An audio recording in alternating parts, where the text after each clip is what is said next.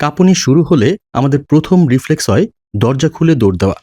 ভূমিকম্পের সময় ৯৯% মানুষ যে ভুলটি করে তা হলো আতঙ্কে দৌড় দেওয়া।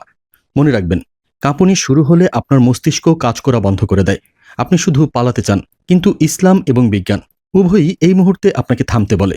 রাসূলুল্লাহ সাল্লাল্লাহু আলাইহি ওয়াসাল্লাম বলেছেন, প্রকৃত সবর বা ধৈর্য হলো বিপদের প্রথম আঘাতের সময় নিজেকে নিয়ন্ত্রণ করা। বুখারী শরীফের হাদিস। আতঙ্কিত হয়ে দৌড় দেওয়াটা অধৈর্য হওয়ার লক্ষণ। ঢাকার মতো শহরে আপনি 4 তলা বা 10 তলা যেখানেই থাকুন না কেন, সিঁড়ি বা লিফটের দিকে দৌড়াবেন না। বিশেষজ্ঞরা এটাকে সুইসাইডাল বা আত্মঘাতী বলেন। গবেষণায় দেখা গেছে, ভূমিকম্পে সিঁড়িঘরটি সবচেয়ে দুর্বল থাকে এবং ধসে পড়ার ঝুঁকি বেশি। আর লিফট তো যে কোনো মুহূর্তে ছিঁড়ে পড়তে পারে বা আটকে যেতে পারে। স্ট্রাকচারাল ইঞ্জিনিয়ারিং অনুযায়ী একটি বিল্ডিংয়ের কোর বা মাঝখানের অংশ এবং সিঁড়ির সংযোগস্থল ভূমিকম্পে আলাদা আচরণ করে। একে বলা হয় ডিফারেন্সিয়াল মুভমেন্ট। যখন আপনি টলমল পায়ে সিঁড়ি দিয়ে নামতে যান, তখন 3টি মারাত্মক ঘটনা ঘটতে পারে। 1. আপনি পড়ে গিয়ে হাড় ভাঙতে পারেন। 2. ওপরের তলার দেয়াল বা রেলিং ভেঙে সরাসরি সিঁড়ির ওপর পড়তে পারে। 3.